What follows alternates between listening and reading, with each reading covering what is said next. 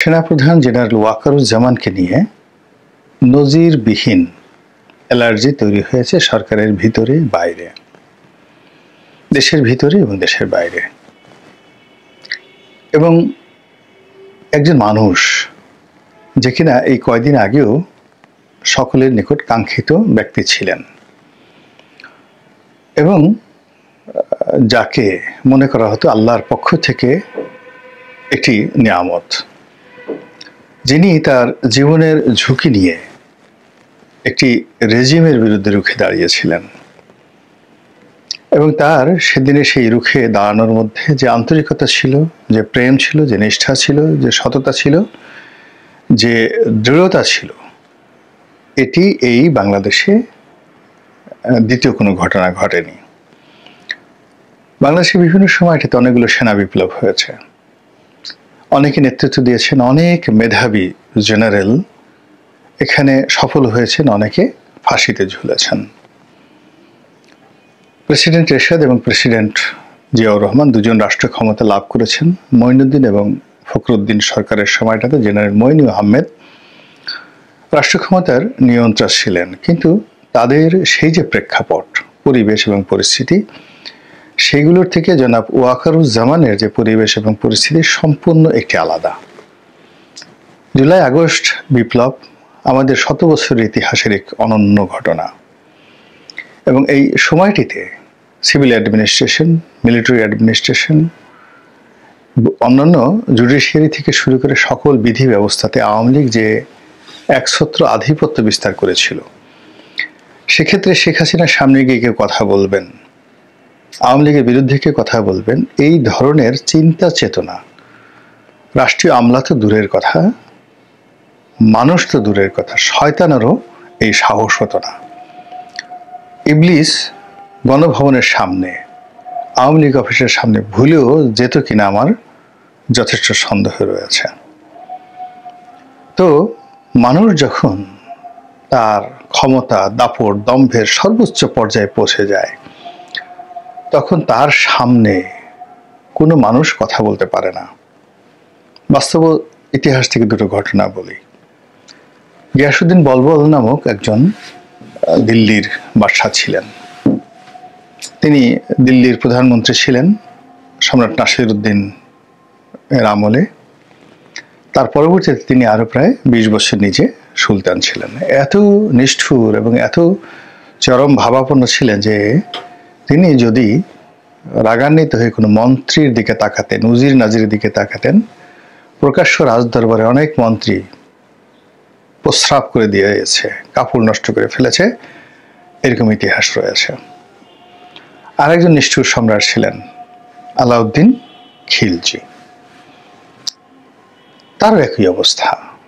তিনি যখন কোনো কথা বলতেন, সেই কথার উত্তর দেওয়ার জন্য তার আশেপাশের লোককে বহুক্ষণ চিন্তা ভাবনা করে তারপরে কথা বলতে হতো। তো সেই দিক থেকে শেখ হাসিনা তার প্রতিপক্ষকে যেভাবে ভয় দেখাতে পেরেছিলেন সফলভাবে, তেমনি তার একান্ত নিকটজন, এমনকি তার সন্তান, পুত্র, কন্যা, বোন, পরিবারের যারা আপনজন, তারাও তাকে জমের মতো ভয় পেতেন। এবং সেই ভয়টা কতটা ভয় প্রবল হতে পারে, ছোট্ট একটা উদাহরণ দিই। যেমন ধরুন, আপনি একটা গোখরা সাপ, আপনি যদি জানেন যে গোখরা সাপটা মরে গেছে, কিন্তু আপনাকে যদি বলা হয় ধরুন, আপনি সেটা কিন্তু ধরতে পারবেন না।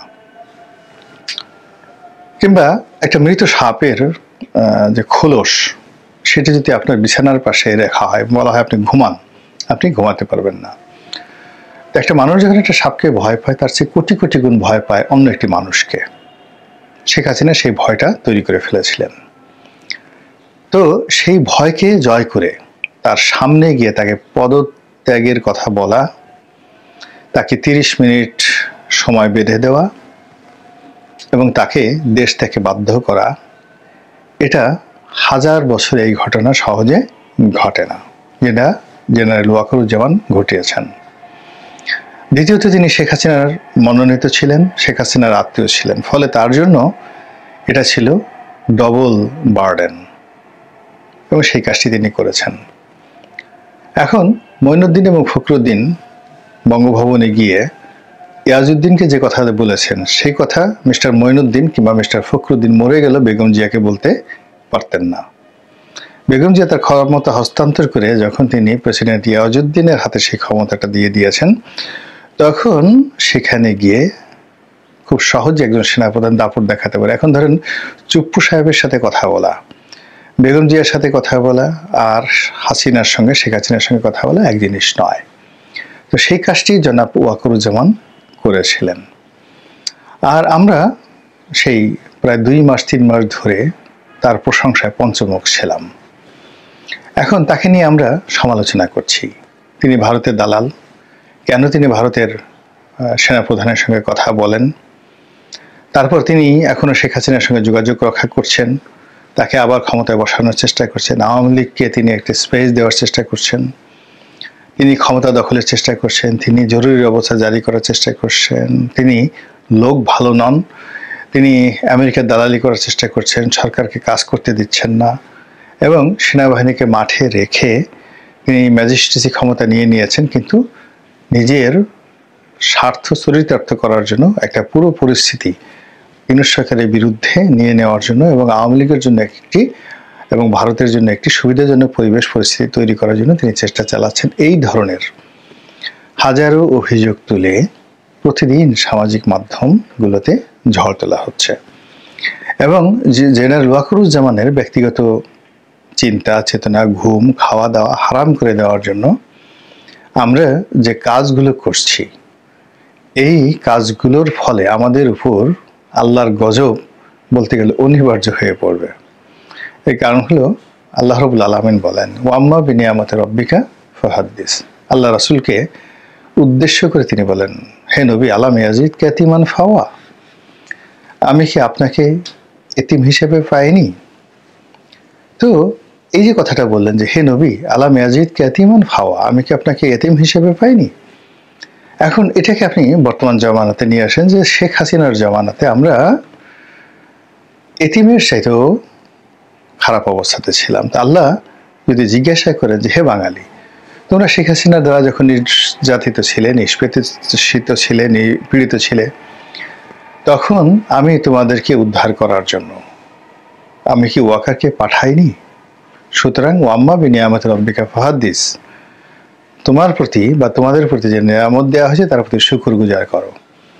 এখন সেই শুকরগুজার করতে গিয়ে আমরা তাকে না করে অন্য লোককে করেছি। আচ্ছা, বোঝার চেষ্টা করুন তো যে আগস্ট মাসের 5 তারিখে, 6 তারিখে, 7 তারিখে ওয়াকারুজ্জামান যদি চাইতেন যে তিনি ক্ষমতা গ্রহণ করবেন, সেনাবাহিনীর প্রত্যেকটা সদস্যকে ফুলের মালা দিয়ে কে বরণ না করে নিতেন, এবং তিনি যদি চাইতেন যে ডক্টর মোহাম্মদ ইউনূস ক্ষমতায় বসবেন না, কারো সাধ্য ছিল না। তিনি যদি চাইতেন ডক্টর আসিফ নজরুল থেকে শুরু করে অর্থাৎ ক্যান্টনমেন্টে তিনি যাদেরকে ডেকেছেন সবাই তো গিয়েছে, কেউ তো তার ডাক অমান্য করেনি, অনেকে যাওয়ার চেষ্টা করে ঢুকতে পারেননি, এর মধ্যে কাজ হয়ে গেছে। তো ফলে যিনি একটি সরকার গঠন করে দিলেন, তারপরে পুরো পরিস্থিতি পিছন থেকে তিনি নড়াচড়া করলেন। এখন এই গত 7 মাসে ডক্টর মোহাম্মদ ইউনূসের যে লোন মওকুফ, ঋণ মওকুফ কত টাকার হয়েছে, জরিমানা মওকুফ কত হাজার কোটি টাকার হয়েছে, মামলা মোকদ্দমা কিভাবে উঠেছে। এখন জেনারেল ওয়াকারের দিকে যান, একটু খোঁজ নিয়ে দেখেন তো যে এই লোকটি গত 7 মাসে কয় জায়গাতে টেলিফোন করে হুমকি দিয়েছে, ধামকি দিয়েছে, এটা হতে হবে। আমি ওয়াকারুজ্জামান বলেছি। কে বলতে পারবেন যে দেশি কই মাছ, বোয়াল মাছ, পাবদা মাছ, পুঁটি মাছ এগুলো আমরা ওয়াকারুজ্জামানের বাসায় দিয়ে এসেছি, তার স্ত্রী কে দিয়েছি, দামি শাড়ি দিয়েছি, গহনা দিয়েছি। কে বলতে পারবেন যে দেশে বিদেশে গত 7 মাসে জনাব ওয়াকারুজ্জামানের আত্মীয় স্বজন, তারপরে পরিবার পরিজন, তারা সরকারি ন্যূনতম একটা সুযোগ নিয়েছে। আবার অন্যদিকে আপনি যদি চিন্তা করেন যে ডক্টর মোহাম্মদ ইউনূসের মেয়ে, তারপরে তার ভাতিজা, তার বন্ধু, তার বান্ধবী, তার সহকর্মী, তার আত্মীয় স্বজন কে সুযোগ না নিয়েছে। আপনি উপদেষ্টাদের কথা চিন্তা করেন, উপদেষ্টারা তারা তাদের যত পছন্দের, যার যত ক্ষমতা আছে, সবাই তার নিজ নিজ পছন্দের মানুষদেরকে বিভিন্ন পদে নিয়োগ দিয়েছেন। একজন উপদেষ্টার কারণে, পছন্দের কারণে, কেননা তিনি সেই উপদেষ্টা আরেকজন উপদেষ্টার স্ত্রীর খুব ভক্ত, ভীষণ রকম ভক্ত। স্ত্রীর জন্য তিনি তার জীবন দিতে পারেন। তো সেই স্ত্রীর প্রতি তার ভক্ত বা দুর্বলতার কারণে তার স্বামীকে তিনি উপদেষ্টা বানিয়ে দিলেন, একজন উপদেষ্টা।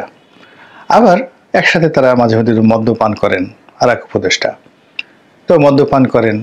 তো এরকম একজন গ্লাস পার্টনার, তাকে দেখা গেল সিনিয়র সচিবের মর্যাদায় সেই নিয়োগ দিয়ে দেওয়া হলো। তো এরকম অনেকগুলো ঘটনা ঘটছে, যেগুলো জনাব ওয়াকারুজ্জামানের ক্ষেত্রে তো ঘটতে পারতো, কিন্তু সেই ঘটনা কিন্তু ঘটেনি।